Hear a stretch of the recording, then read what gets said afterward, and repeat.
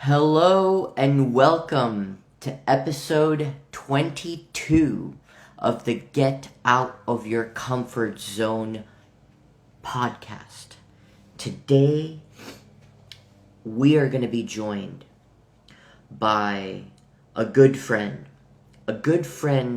that I have over 10 years of history with, a good friend who I served in Afghanistan with. That is right. Most of you might not know this, but in a past life, I used to work and live in Afghanistan. And Holly is somebody that I went to school with, trained with, and spent quite a bit of time in Afghanistan with. And considering that is a conflict zone, you can imagine how hard it must have been.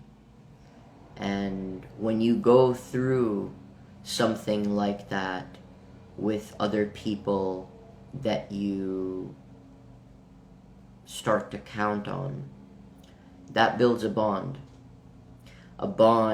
that can very much stand the test of time. And even though Holly and I have gone on different paths,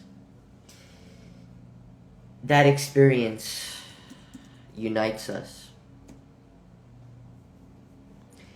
We will be giving her just a moment to join before we get started.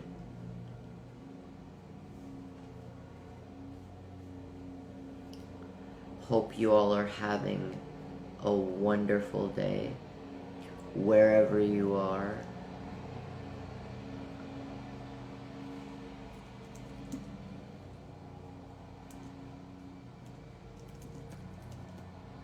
Seems we're having some trouble.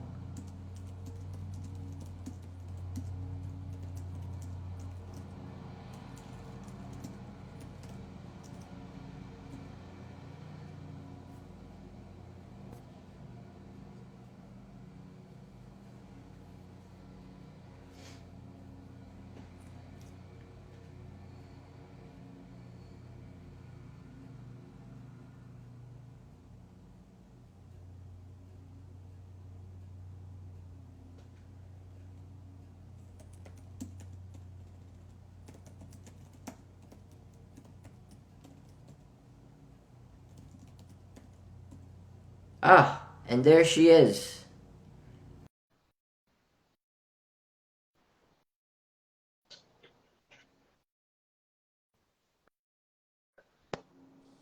Hello. Hello. How's it going?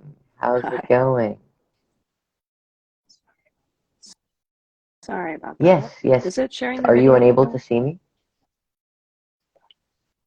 Yes, I see you. Okay. Perfect. Fantastic. Well, hello, Holly. And how's it going? Hi. I'm Great. doing How are really you? well. Thank you so much for making the time to be here. Really appreciate it. Of course. Thanks for having me. If it's okay with you, shall we get started with an intro? All right. Yes, Before we do that, I just want to begin by also thanking our audience for finding this, if you're joining in the here and now, and if you're joining in the futures, for finding us, for sticking around, and opening yourself up to be moved and inspired. So, Holly Shu, her heritage is South Korean. However, she was born and orphan and was adopted along with one other non-biological sibling from South Korea. She was adopted by a wonderful family and grew up in small town Minnesota and had quite an interesting time growing up as a person of color in predominantly white environment. Um, Holly trained as an artist and a musician and was on her path to be a classically trained pianist in college when calamity hit as it related to her health. But as we'll learn in today's episode, she recovered and she found yet another path, a path within public health, a path which took her to places like Afghanistan, and a path which moved her to devote her life thus far to ensuring a brighter future for the Afghan people. So much so that she is actively in the process of setting up a non-for-profit organization to better serve the topic of her devotion. With that, Holly, is there anything that I might have missed or that you'd like to add?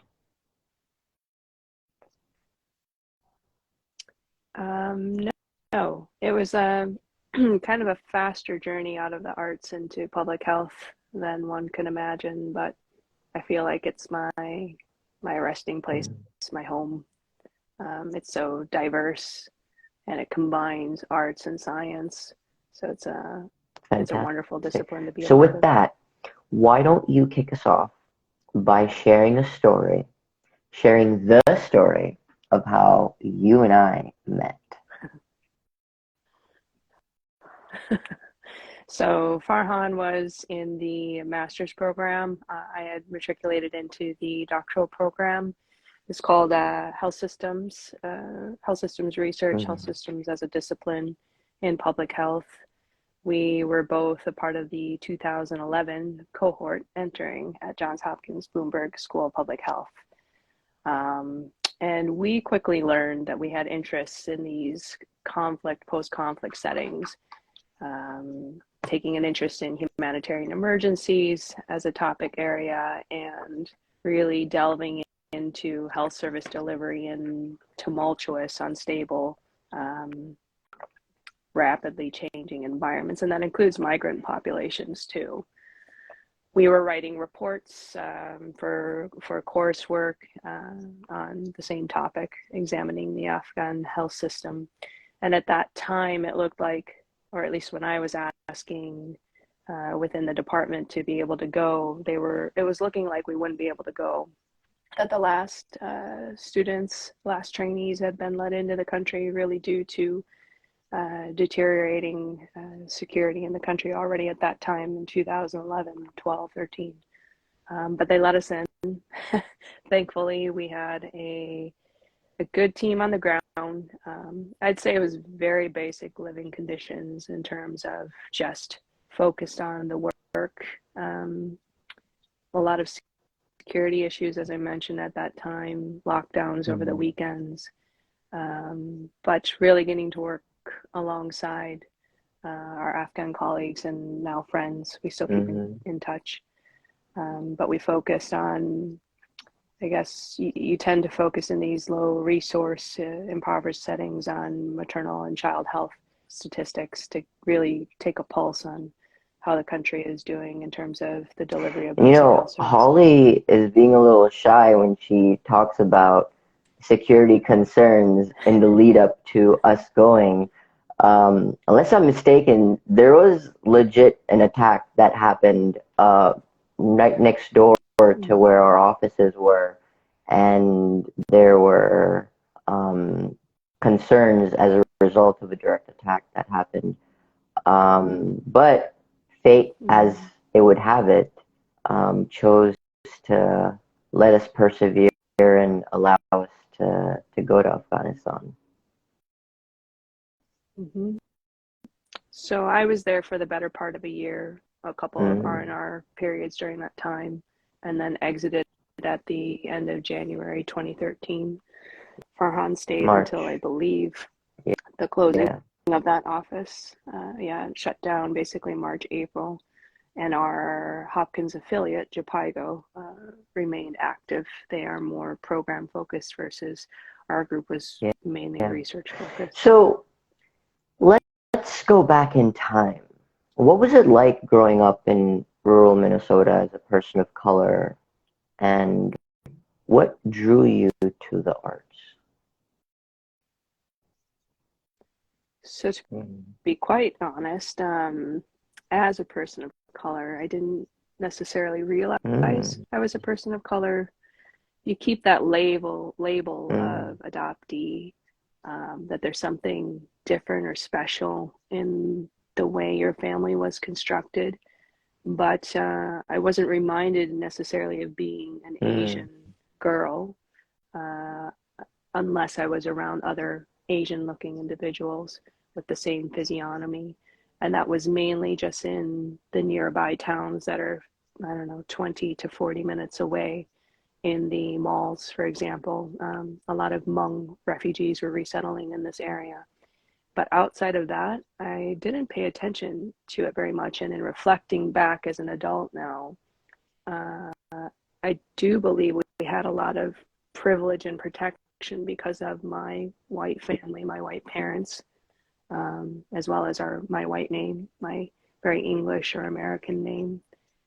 So it wasn't too difficult. Some small instances of racially Mm. motivated comments from people, but I think my sister and I fared pretty well in the small school setting. It was a true Mm. rural community. My dad is in systems administration for IT, and then we were surrounded by farmers basically. Our whole bus route was just picking up all of the kids from the local farms and taking us to school. So it was a unique Mm-hmm. upbringing. Yeah. Um, Getting into the arts, my mom had enrolled me in piano. My sister is 1 year older than me, partly because I was just very bored and missed her a lot the first year of school. So she tried to find an activity for me. So I started at the age of Uh-huh. 4. And it's, my parents don't push necessarily for you to be competitive or the best. They just want Mm. you to have a good work ethic and to be consistent in character. So I stuck with it, got into writing some of my own stuff when I was a little older, and then eventually ended up studying at one of the private universities nearby as I was going through high school and taking it a little bit more Mm. seriously then. Fantastic. So you're in college, you're studying to be a classical pianist. Paint us a picture of when things start to change and you got sick. Actually, that's funny you say paint us a picture. I was a dual major in the fine arts and performing arts, and started studying independently in junior high with the local art teacher who Mm. was quite gifted at bringing out the talent in young kids. So it was at that time, if you can imagine how much hand intensive work I had. I played sports competitively. I was a digital artist at a Mm. photography division on the pads with the stylus, editing photos. I was in the studio all the time for painting studies, and then I was also training classically, so hours at the instrument. All of that combined kind of was this perfect storm for setting me up for. Um, Most people thought it was just repetitive stress injuries in the arms, but it ended up showing itself um, as my arms, or my strength, my dexterity Mm. deteriorated initially. I was about probably 17, 18 years old, and they thought it was all related to Mm. the activities I had going on. I got bored when I was taking tests at a disability center, telling people what Mm. to write on my exams, um, and limiting my time painting and drawing, and severely limiting my time at the piano. I got bored and started to take up running. At that point, I had injuries in my legs as well. Basically, nerves get damaged very easily. And at that point, they said, this is not just repetitive stress injury. This is something else. So it ended up being a genetic disorder, something inherited from one of my biological parents. And it sent me into this funk as like an 18, 19-year-old trying to figure out what to do. I had most of my degrees finished because I started in high school. Minnesota has a program where the government pays for everything if you get in to colleges, and you can attend as a junior and a senior. But I couldn't finish. I couldn't finish my studio time for the piano and give a concert, a senior concert. I was able to add on business and to finish my art degree and participate in the senior art show. But there was this trip through my home church in Rochester, Minnesota at that time. And they were a group of Mayo Clinic physicians and then dentists that were related, and they wanted to do some outreach work, just service in the country of India. That was my first out-of-country experience, just participating in service delivery and helping to build a school that was being constructed there. And it changed my trajectory.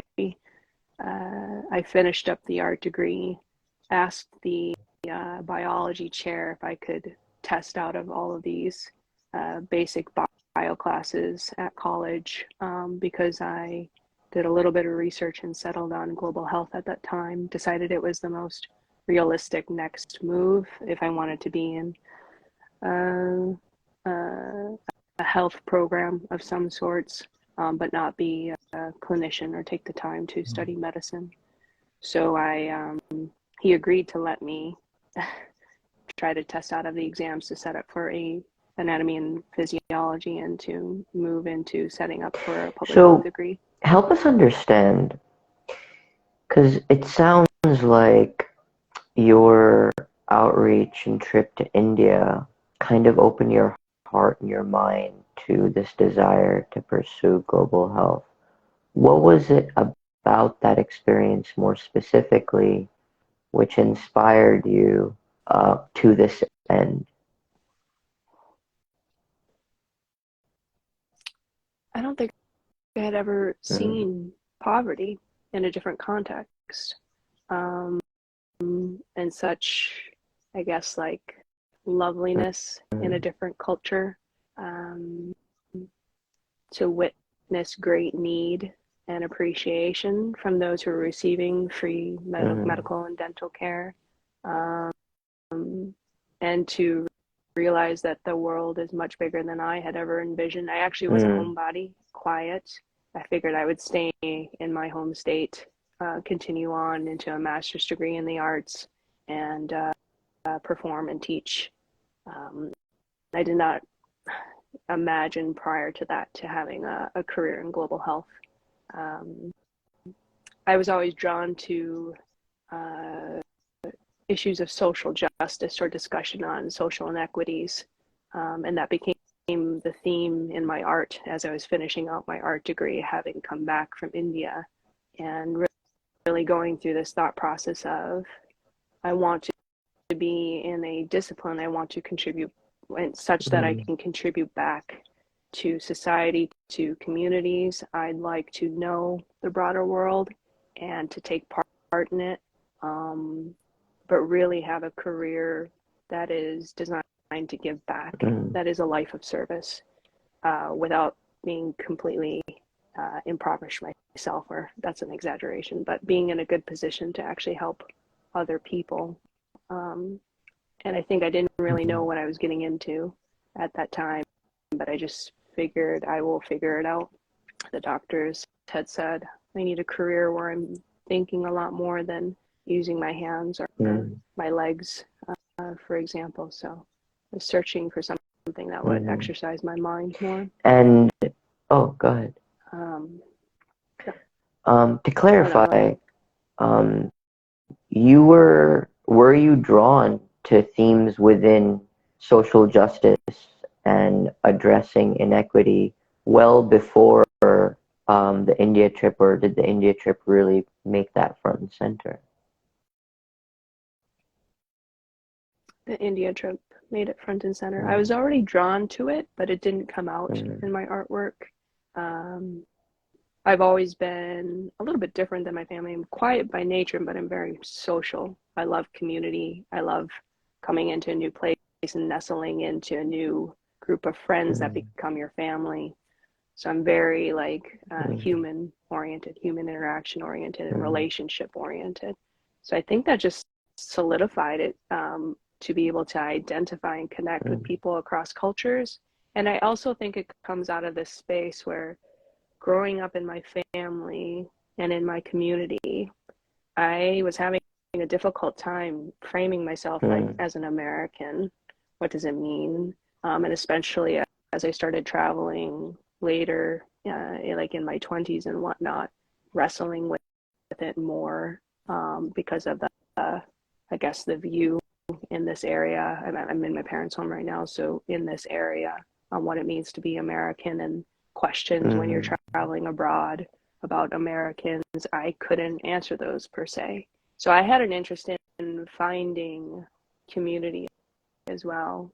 So yeah, that's a tangent from themes of social Tangents justice, are but great. I think it all arrives at the the same point of being very interested in the human condition. And, you know, I want to assume that most of our audience has never been to India. Do you have a story or two to share from your time in India and what you saw that sort of triggered sort of this fire within you? Usually has to do with kids. We had teenagers assisting my sister and I in the pharmacy. We were running the pharmacy, quickly learning about what we have available, and reading and the scripts that physicians were writing, and they were translating for us, and smiling all the time and never out of energy. I think that, combined with seeing, like, I just remember this one man had a huge abscess and infection. It was dental related, such that he was extremely inflamed and had a large bulge here. He needed surgery very, very much, and that they were able to provide it to him and put him at ease. And in those moments, also just thinking, this is temporary. They need access to stable healthcare. And then a third one would just be getting outside and playing with the kids on the campus that we were staying at. I mean, a tennis ball was what we played. A group of us, I don't know, 30 of us. I have a pretty good arm, was throwing it high and far, and they were just so excited to be playing with one tennis ball. All of us were playing for hours.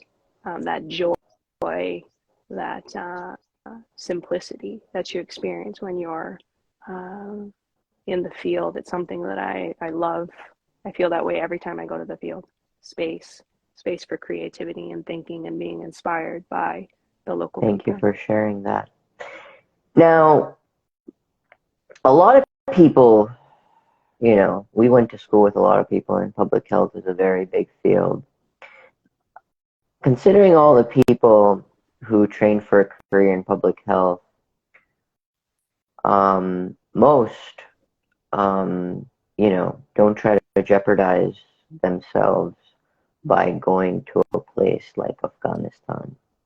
So help us understand, you know, in as much detail as you care to share, what drove you to seek out opportunity in Afghanistan? It was during my master's degree at a small private university in California. There you see they're trying to address health disparities with the minority populations there. And I was exposed to Afghan people living there, two Afghan physicians, their young children, and one of their mothers, Murjan.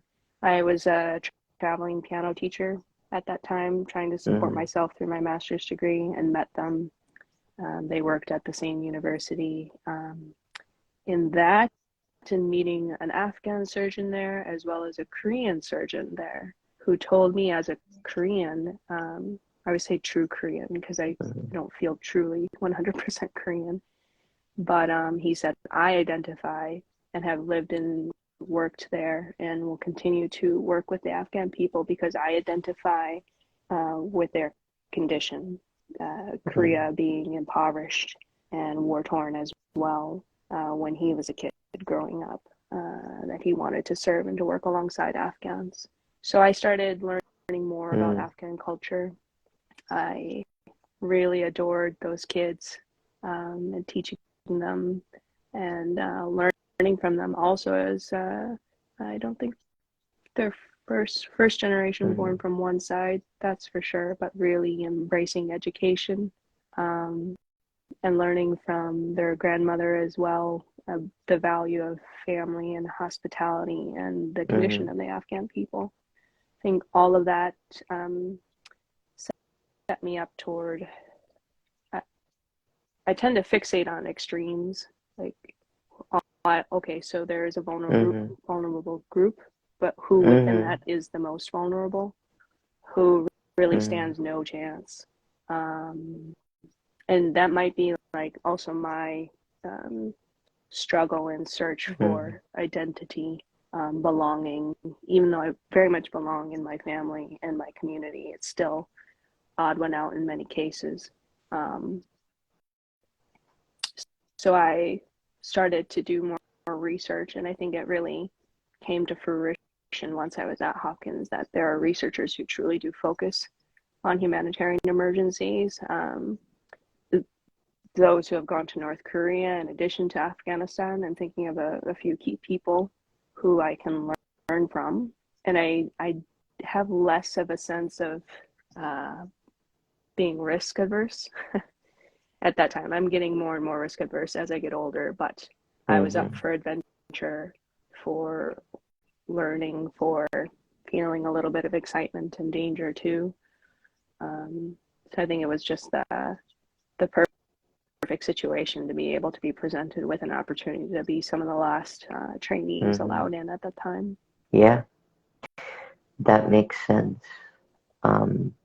Thank you for sharing, especially the part where you sort of talked about being gravitating towards the most marginalized group as a result of your own lived experience.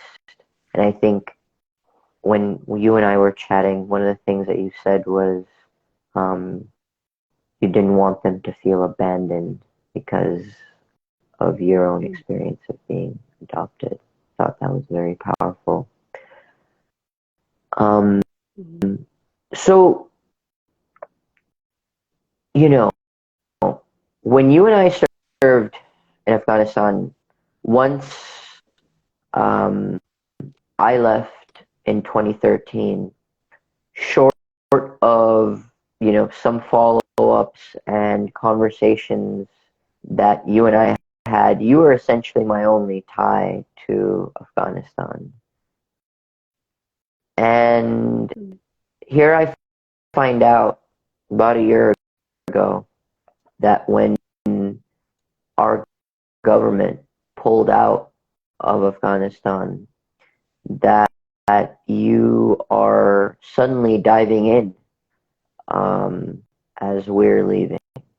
So help us understand how you found yourself diving in to continue to serve the Afghan people.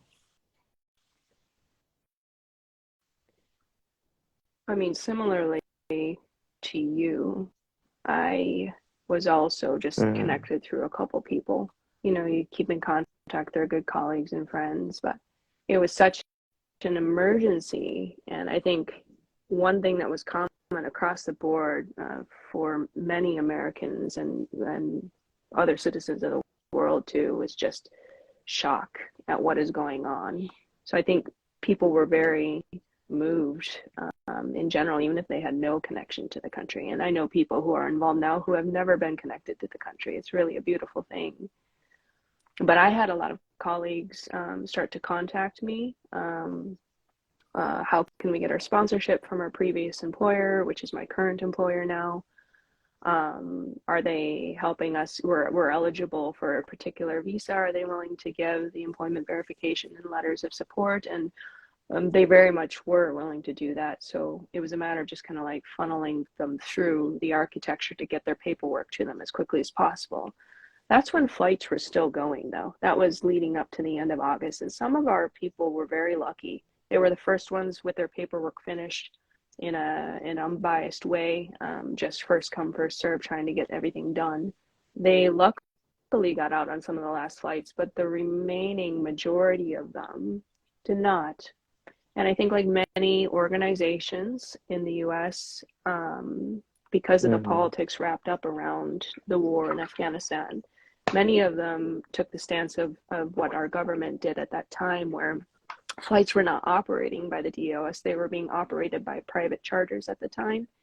And there was this whole discussion, because you need several country approvals to finish a pipeline and get them into the US, that organizations backed off and just said, we've provided the sponsorship, which is very generous of them to be able to manage the hundreds of people who fall under their sponsorship.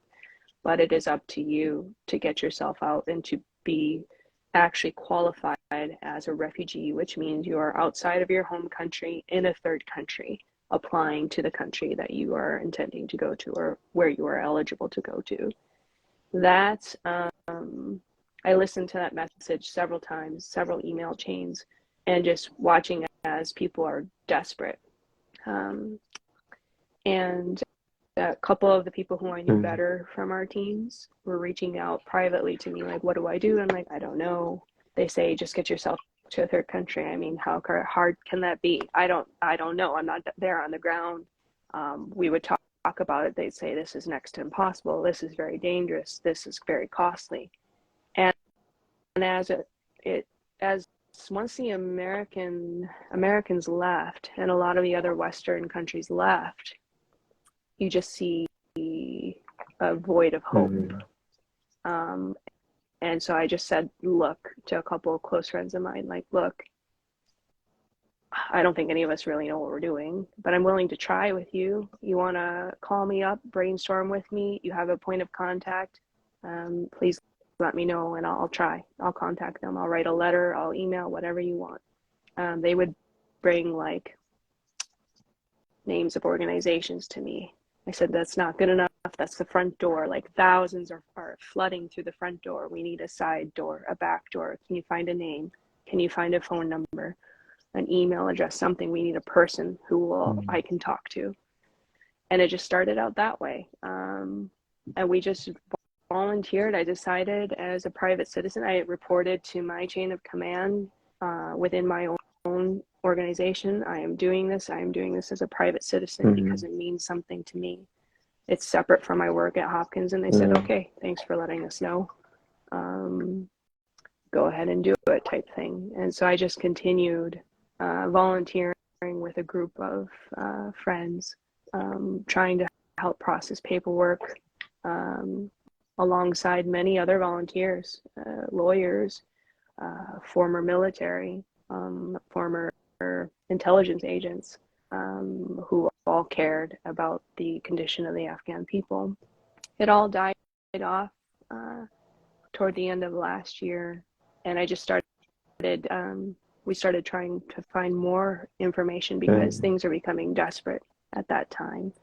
Money is running out. Things are becoming more dangerous. Hit lists are very real. Silent killings are very real.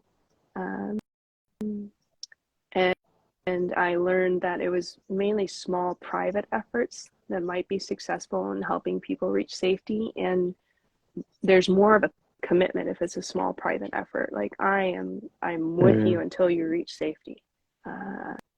and I am accompanying you to help you feel settled and safe with your family. So I just said to people at that time, like, look, it's either now or never. We don't know what's going to happen with these programs, if your eligibility is going to change. So let's decide if we're going to do this on our own or not. And it's just been a steep learning curve over the last, I guess it's been like 16 months.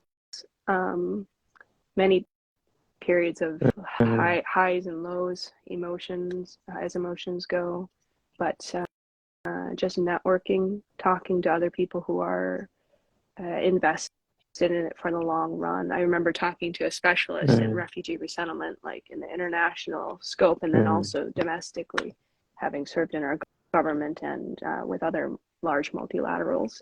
And she was like, it is a commitment. It is not just a 1 month, 6 month endeavor. It requires years of commitment. So how are you coping with it? How are you, what is your commitment to helping them find a home? When this individual confronted you with this reality check of the level of commitment, did that take you aback? Did it give you pause? And if so, what were some of the internal emotions that you grappled with until the decision to, sort of forge ahead? So at that point, we had already left. I had convinced them to start moving. We had an investment of monies to help us get started. So in my mind, I was thinking this is a long-term commitment. I think she really framed it when she was like years of commitment, 2 to 3 years minimum.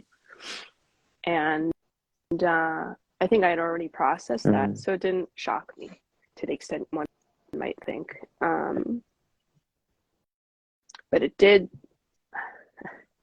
I guess, confirm that this is a difficult task, a very difficult task. And it's been in the back of my mind.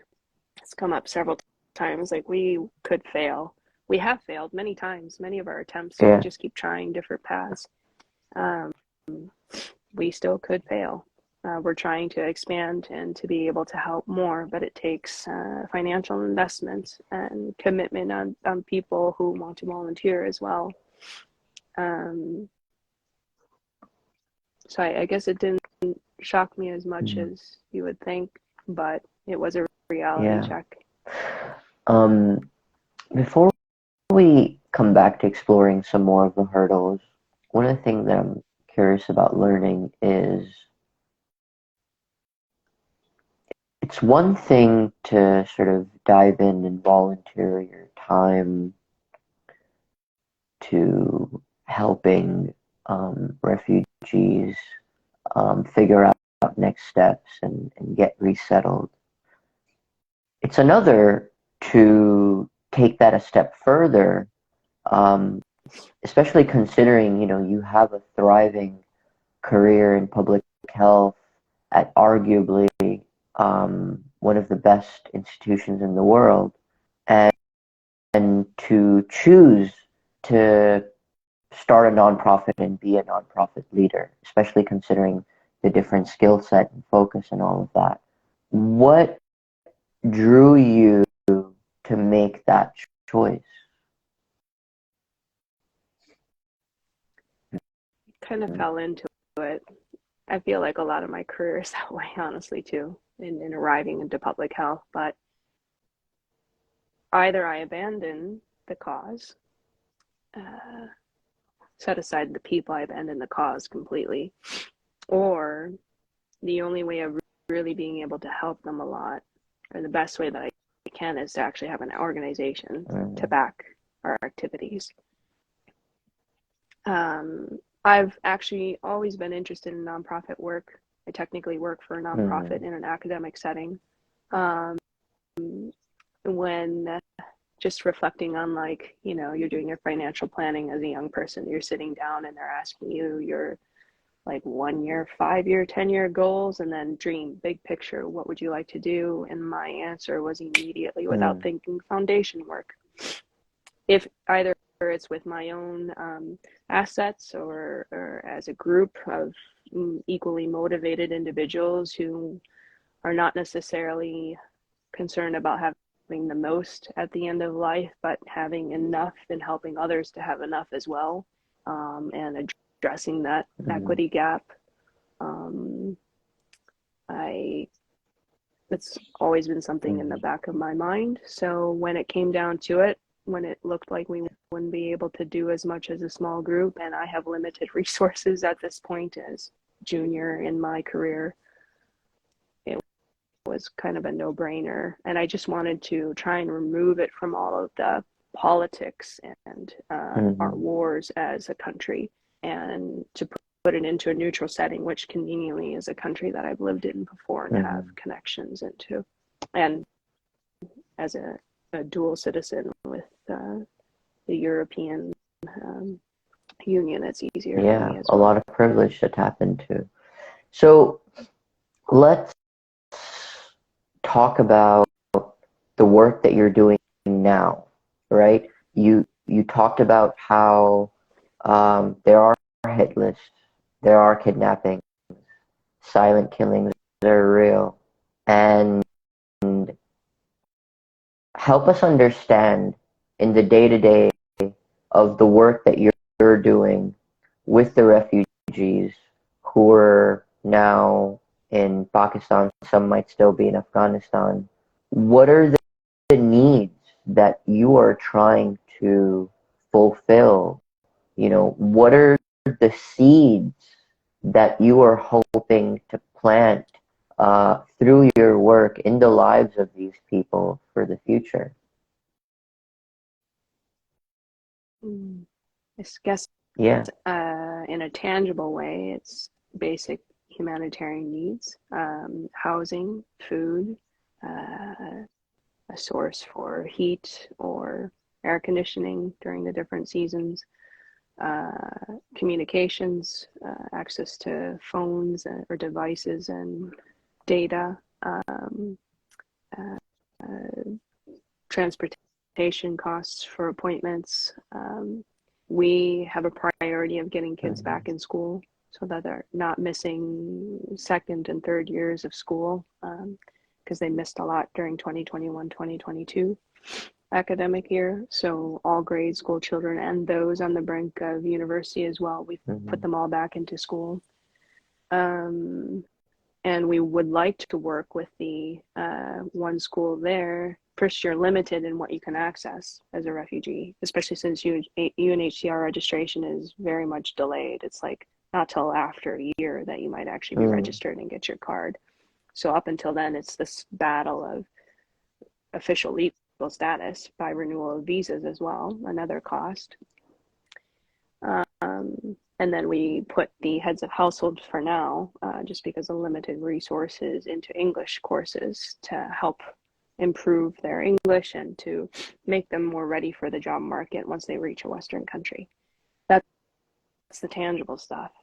The intangible, like fighting off depression and discussions, open communication, like you're having a tough week. Don't just tell me you're having a tough week. Tell me what's going on. What are you processing? What are you dealing with? Just trying to help them have a sense of belonging, even though they don't feel it right now, and that they will eventually belong. It's a very important feeling, because even when they arrive to a new country, inshallah, it will take them time to belong, and hopefully there will be people there to help them integrate and to not feel like they're on the outside of society, because that's also how we fight extremism in its different forms. So helping them to stay not necessarily motivated. I don't need them to be peppy, and it's a very difficult situation to be in, but to not lose hope. And I think that means more frequent contact than a person might be willing to give. I'm willing to give it, though, just to let them know, like, hey, I'm here. I'm still working on things. We touch base now on a weekly basis, and then throughout the week as needed to resolve like Mm-hmm. transfers and whatnot. Um, I'm on your side. I said when they were on the brink of leaving the country and scared, so wanting to stay, because that's our tendency, right? We stay in toxic work environments or relationships because at least it's known to us. Out there, it's anything. And you can imagine losing your home and going to a completely different country. It must be terrifying. But I was like, if you jump, I'm not going to leave. Do I know everything at this point? No. Do we need to find other people who do know things about the different facets of moving people to safety and into stability with 100% resettlement? Yes, we need to find those people, but I will not leave, and I will work with you to figure everything out. You know, I want to spend a little bit of time before we do. I want to acknowledge, you know, what you are doing for these people in the sense of hope is connected to faith in the knowing that it's going to be okay. And when you are scared about your family's safety, about your children's safety, and you're in the devil that you know, right? Like in the hell, but it's a known hell. To be a source for someone to say, hey, I will be there to catch you if you take this leap of faith. Know that I will be there to ensure that it's going to be okay. I will do everything in my power. Um, I think that is very honorable, and I wanted to take a moment to call out your commitment to humanity in this regard. Thank you. Sure. Can I add something to that? Just thank you for saying that. I have not, I have said it's going to be okay, but the caveat that I also don't know that we will try this together. Like, all I know is I'm not going to give up. I am a fighter, and I'm willing to fight alongside with you against a lot of unknowns. And I'm not the most powerful person. I'm still young and early on in my career. You would fare better. We've tried to find other people who, like larger institutions and whatnot.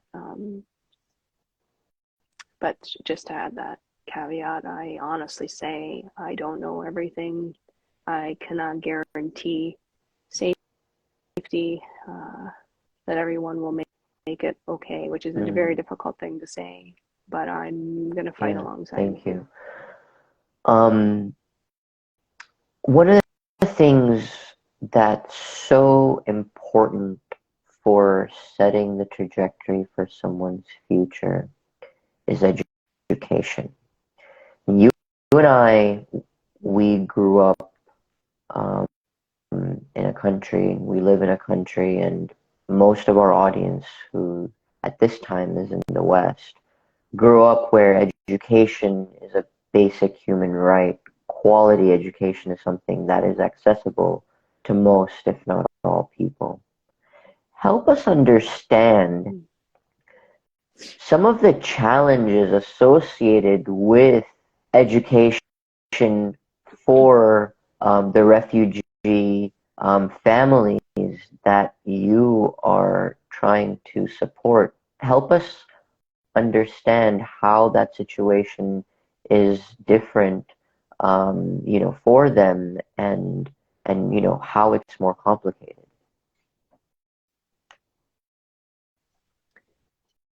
So any of the neighboring countries you go into, we have more knowledge about two of them in particular, but you are not a resident or welcomed in many circumstances. You will pay as a foreign national for sometimes the free school that's offered to nationals. So it's extra money for the transportation, registration, and keeping them in school. They very much, it's the background's all Asian culture, right? Central Asian culture. There's a value there for education. But it's also, it's not just to open the minds of kids, it's to ward off extremism, it's to ward off feelings of not belonging or having purpose. It's to give kids the ability to do what, in my opinion, is their only job, to make friends and be social and to learn. Those two things they should have the right to do in a safe environment. The school that we have them in has needs. That's the truth. If our fundraising ever takes off, we'd like to designate funds to that school to help them improve, to rectify some of their infrastructure that's falling apart, to support the teachers who are hired there and employed, to be able to, well, I think they have maintained, they've been registered in both ministries of education in Pakistan as well as Afghanistan, but just to ensure that there is an option for them, because back in Afghanistan, for sure, girls did not have access. Many of you probably have heard in the news of different attacks specifically on schools or specifically on the girls' side of the school. So where, this is like spiraling again, but like there's also a street population of Afghans who worked alongside Americans and other Western governments who have cases processing in foreign embassies there, but they're out of money. They're living on the streets. We would like to put money toward putting those kids back into school as well, so that they're just not forgotten, that they will not arrive to a new country, we hope, that they will not arrive so far behind. Where it becomes exponentially harder for them to manifest their destiny. And they feel ashamed and behind and slow, and we're trying to, that's definitely a priority for us. Well, I can't begin to thank you for the time and space and generosity of, how openly you've shared of your life, of your trials and tribulations, of what's inspired you, and your devotion to serve humanity, your devotion to serve the Afghan people, and to come here on this show to help us better understand the struggles that you're trying to ameliorate. So I really appreciate your time. Holly, is there anything that you would like to share or add before we close out for today? I just think your themes for your podcast are great. Lifting people up, as you say, getting people out of their comfort zone. This is definitely not typical me to come onto a podcast, but I'm finding more and more bravery or courage to speak up, because it's a worthwhile cause. So thank you for the time and the space to do that. I'll hand over information if anybody wants to read more about what we do. We have a GoFundMe page for private donations, and then also are in process of filing right now to get our nonprofit status official in the country of Switzerland. So I'll pass that along. Most definitely, please do, and I will share that information in the episode description. Holly, I am honored by your kind words. You are destined to be a great nonprofit leader, and it is my privilege to be one of the first people to help you step out of your comfort zone and share your voice, your fierce voice, and your actions and your hard work. May this be one of many such platforms for you to speak loudly of your service. Thank you, and thank you so much to our audience for making the time, opening their heart to be inspired. Until the next episode, I wish you love and light. Thank you.